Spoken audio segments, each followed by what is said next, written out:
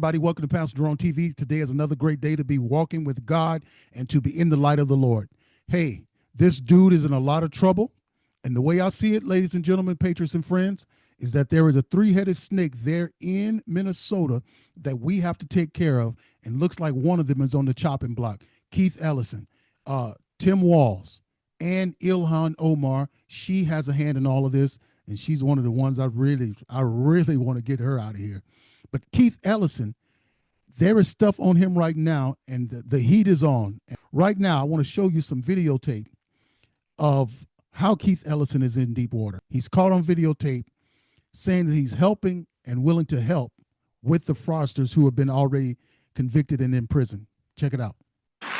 The protests in Minneapolis over the deadly ICE shooting may be calmer tonight, but the impact of the incident is spilling over into that massive fraud scandal that prompted the ICE surge in the first place. The federal prosecutor who uncovered the widespread fraud has reportedly resigned. Let me say something about these people. You remember when they rolled out, when President Donald Trump exposed the fraud, and all of these sissies rolled out talking about what they're going to do about the fraud. Well, the fraud's been going on for a long time. Why are you just now coming out talking about what you're going to do? I didn't like that in the first place. I didn't like it. And what you're about to hear about these folks, you're not going to like it either, because what it does is that it's going to expose who they really have been and what you and I are up against. We are up against an uphill climb because so many of these people are masquerading as Republicans and conservatives when they are not. According to the reporting, Joseph Thompson quit in protest because the Justice Department is pressing for a criminal investigation into the widow of Renee Good. Good is the 37-year-old mother of three who was shot and killed by an ICE agent last week. Thompson. Yeah, they want to press charges because she said, "Drive, baby, drive." And she was instigating with all of that stuff. So she was heavily involved in it. Ironically and horribly, she just became an instant millionaire on GoFundMe. I'm talking about the widow of the wife of Cook. They just raised her like $2 million overnight. And these lawmakers, instead of being interested in the law and enforcing the law and bringing people to justice, they want to get involved in leftist politics to show the left that they are on their side by stepping down from the investigation. We didn't want you there anyway. And I'm glad that this exposed exactly who you are and what you're all about. Because what would have happened, ladies and gentlemen, patriots and friends, is that they would have did this investigation and drug it out just like Robert Mueller did the Russia investigation and took $4 million out of it and gave us no answers, which we knew the answer from day one, that Trump was never involved with any Russia stuff. And they would have drugged this out and came to no conclusion. So, yeah, if I was Trump, I would tell everybody, Pam Bondi and different ones, to investigate these attorneys. Investigate them. Don't tell them that they're in an investigation. Secretly investigate them and find out what their hooks are all in. Ellison also objected to the FBI refusing to include state officials in its investigation into the shooting. 5 other federal prosecutors also resigned today in protest. Good. The Minneapolis police chief says Thompson's resignation deals a blow to the ongoing fraud investigation since Thompson was the lead prosecutor in the cases. No, it shouldn't. Pam Bondi should send some federal prosecutors down there immediately. Send them down there. Tell everybody in the state to stand down. Get some federal prosecutors in there. All right? It's a federal crime. Federal money's involved. And we don't want anybody from that state. All of them are corrupt. News Nation's been out front and reporting on those fraud cases. Our own investigative reporter, Rich McHugh, is live in Minnesota. Rich, this resignation from Thompson and the 5 others, that's a big deal. Yeah, it's a huge deal, Elizabeth. I mean, this is the guy who has been essentially leading this investigation well before the indictments came for 7 years. He is highly respected here. I've tried to reach out to people that know him very well today, and everybody is tight-lipped. They say they don't want to speak for his motivations, and until they hear from him directly, they won't say. But everybody agrees this is a big loss for this investigation and for the state of Minnesota. It comes as new allegations from an attorney who represents Amy Bach. She is the has been called the ringleader of Feeding Our Future. That's the scam, the biggest COVID fraud scam here. He alleges that these Somalis that are sitting in prison, who made millions that are sitting in prison, didn't do this alone. They had help from state officials who knew about the fraud and essentially looked the other way. And he's pointing the finger at Governor Walz and AG Ellison. Take a look. In March of 2025, Amy Bach, the founder of Feeding Our Future, the largest COVID fraud in our country's history, was convicted on wire fraud and other charges. Today, her attorney is pointing the finger at Governor Walz and Attorney General Ellison, saying they need to be held accountable because they knew of this fraud because his client had sounded the alarm on others well before she was charged and convicted. He says in 2020 and 2021, Bach flagged the state and the Attorney General's office of possible fraud. The governor's office is responsible, and his agencies did nothing about them. The Attorney General's office was invited by Feeding the Future to come to Feeding the Future and review documents, close to 100 boxes, of the operation of Feeding the Future. So this is how Keith Ellison is greatly implicated in this whole deal. He's the head law enforcement guy of the state of Minnesota. He's being notified of some horrible fraud and some crimes that's taking place in the state, of which crimes several people, 55 or 75 people, was indicted and sent to prison. Right? This was serious, horrible crime, one of the biggest crimes in the nation's history. And he didn't do anything about it. So basically, he was paid $10,000 to turn his back and not pay attention to the crime. If he didn't do anything, then he's in a lot of trouble, because that's telling you that's how he participated. His participation was not enforcing the law. They declined. U.S. Treasury Secretary Scott Bessent, in a recent press conference, upped the ante on Minnesota lawmakers. We follow the money, and we intend to follow it as much as we can, prosecute the individuals no matter where they are, whether they are in the Minnesota government or they are sitting in East Africa. We will find them. Scott Bessent, we want our money back, sir. Tell them to freeze assets. And when you go to overseas and find out that it's in the hands of some of these, terrorist organizations, and they out there on their boats, kick them off the boats and pull the boats back to America, and we're going to auction them off with all the cars and stuff that these Somalians been riding around in out here. We want houses, we want seizing, we want houses, we want clothes, we want shoes, everything. We want our money back. So I want to start seeing the fact that you guys are freezing assets there in Minnesota. And Scott Bessent don't play. You know, he beat people up. He gave Elon Musk a black eye. This dude does not play. And also said he was aware of audio tapes of Attorney General Ellison. News Nation has obtained one such audio tape from 2021 where Ellison pledges support to members of the Somali community here, some of them later convicted in the Feeding Our Future fraud, while they discuss campaign donations to him and his family. Ellison has publicly claimed he investigated the allegations of fraud, but in this private conversation, it sounds like he's protecting the perpetrators. Having to fight to protect and keep what we have. And the only way we can protect what we have is by inserting ourselves into the political arena, putting our votes where it needs to be, but most importantly, putting our dollars in the right place and supporting candidates that will fight to protect our interests. That's right. The tape raises questions about a possible quid pro quo, as Ellison offered to push back against state agencies, even as contributions from related individuals followed soon after. He says, "We are in the middle of a battle with the agencies now." And a few minutes later says, Walz agrees with me that this piddly, stupid stuff running small people out of business is terrible. Near the end of the meeting, Ellison assures them, "Of course I'm here to help. Let's go fight these people."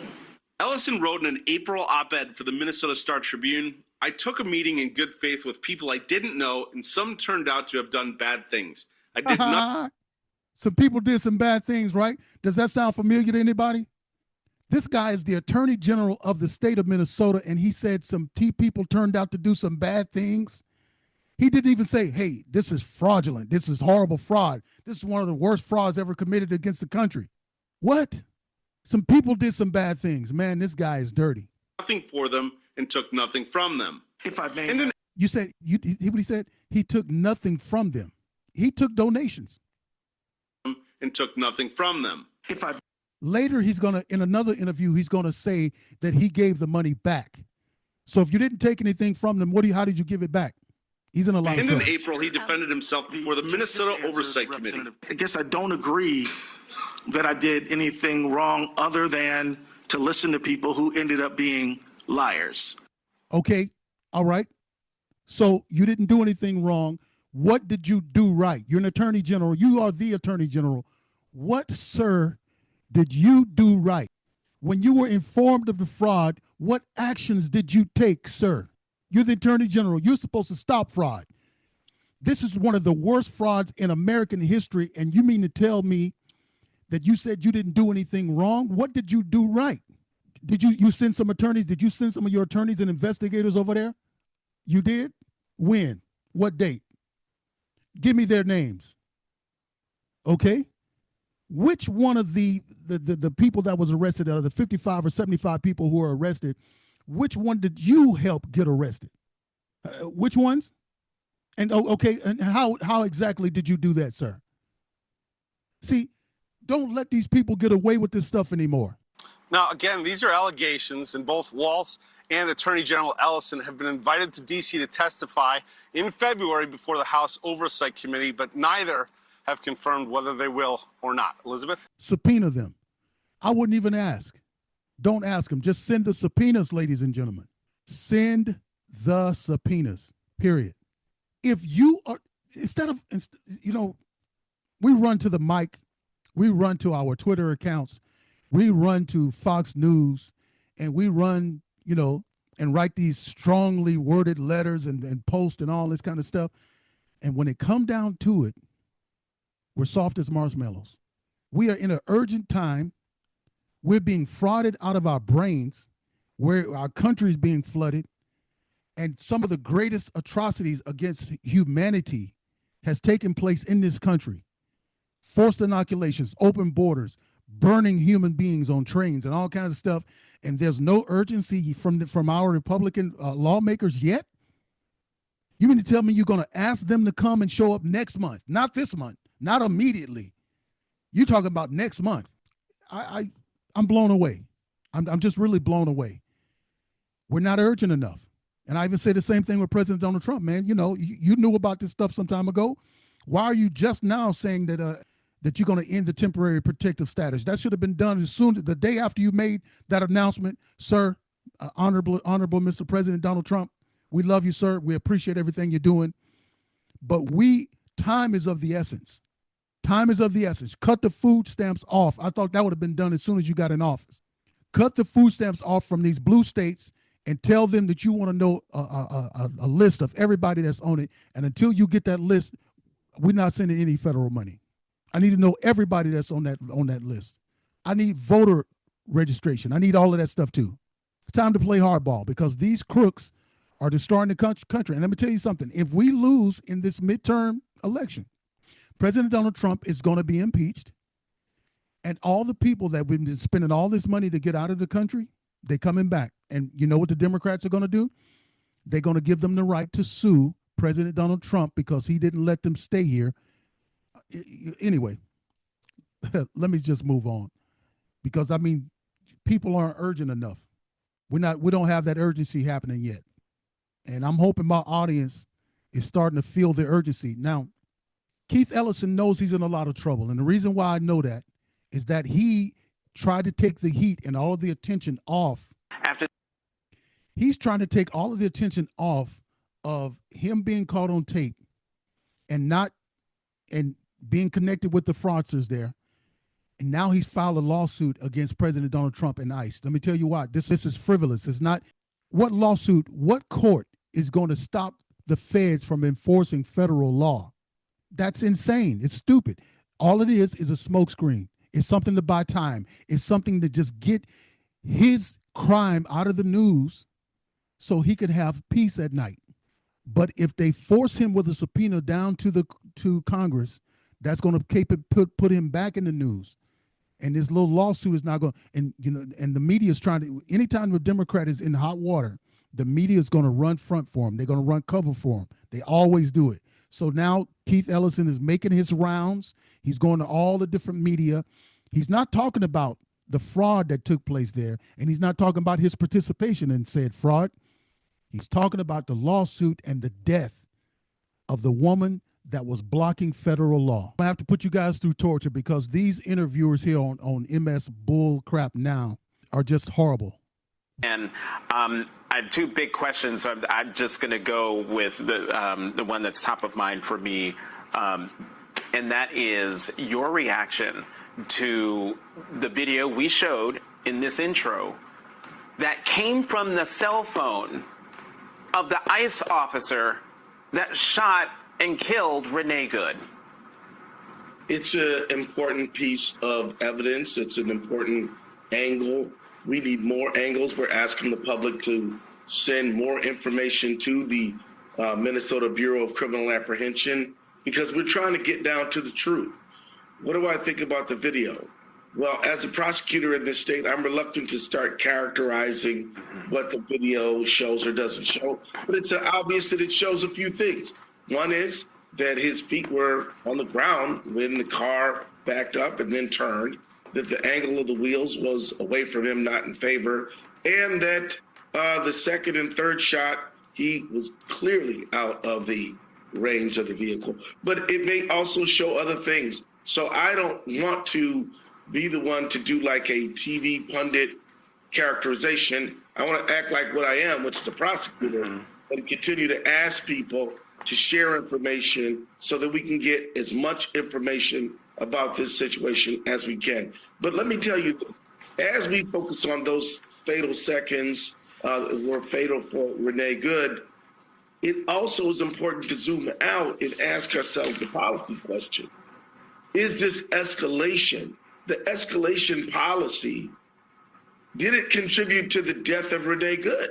Yes, her wife contributed to it. She escalated. You and Tim Walz and all the Democrats, by telling these people to go out in the streets and training them in churches and training them in all of your Democrat places, have escalated this.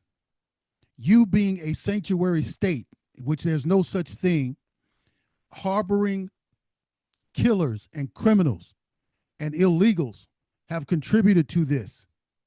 You have escalated this, sir. These people are enforcing the law. You are hindering said law. That's an important question here too, because we can focus and we must focus on the behavior of Jonathan Ross. Let's focus on the behavior of the driver. She was surrounded by 3 federal officers who was giving her a command. She was blocking the street. They couldn't go around, so finally they got out of the car and said, hey, listen, we're not asking you to leave now. We're asking you to get out of the car because it's time for the arrest. She disobeyed the commands of federal officers. Then she proceeded to drive forward with one of them in her pathway. I don't know what her intentions are. I don't know if she intended to kill him. I know that she knew that he was in front of her and she drove anyway. I know that she knew that they were commanding her to get out of the car and she fled and she disobeyed. Period. In the fatal seconds before Renee Good was killed, but we do need to ask ourselves, would this have ever happened at all if we were operating with a humane, just, sensible, cooperative policy? My answer to that question is not caged by being a prosecutor. The answer to that is clearly this escalation caused her death, and it is squarely the fault of Donald Trump and all of his minions. Attorney General, there are a lot of questions, and to get questions are usually investigations. The FBI has taken over the investigation of the death of Ms. Good. They have blocked out the local law enforcement and investigatory agencies from MSNBC ratings, man. These people are what? Anyway. And helping and assisting in that investigation. I think you have said that you are going to work on your own investigation with or without the help of the FBI. How fulsome can an investigation like that be without access to all of the things that the FBI is going to have in what happened on Wednesday? No investigation can meet the standards of a high quality investigation without full access to the file. So there's no doubt that this decision so far to exclude part of the evidence. Well, I just wanted to show y'all that, just to show y'all that I believe that Keith Ellis is in a lot of trouble. He's in a lot of trouble. If he turned his back while this fraud was taking place and he knew about it, Minnesota Attorney General Keith Ellison returned campaign donations from individuals who were later indicted and convicted from the Feed Our Future fraud scam. Ellison's campaign stated that donations were flagged and returned once the indictments were unsealed and the names of the defendants were made public. All right. A spokesperson from the office mentioned that a $2,500 donation from one indicted individual was given to charity. Which charity? Name the charity. The charity should be in here. Okay, these are the games that they're playing. The money wasn't returned. Okay, and they can easily prove that. So he said that he didn't have any part to play in it. By not participating in it and not doing anything, he participated in it because he did not do his job. All right, everybody, I'm Pastor Jerone Davis. Thank you guys for joining me. I want to thank you for watching this video to the end. Don't forget to like, share, and subscribe. I'm trying to get my channel out there, so push the notification bell when you get a notification and I drop a video. Watch the video for 5 or 10 minutes and help get the algorithms out there and get the videos out there. Thank you so much for helping me out. Thank you so much for participating in the America First movement. We're getting strong. We're getting it done. I'll see you on the next video.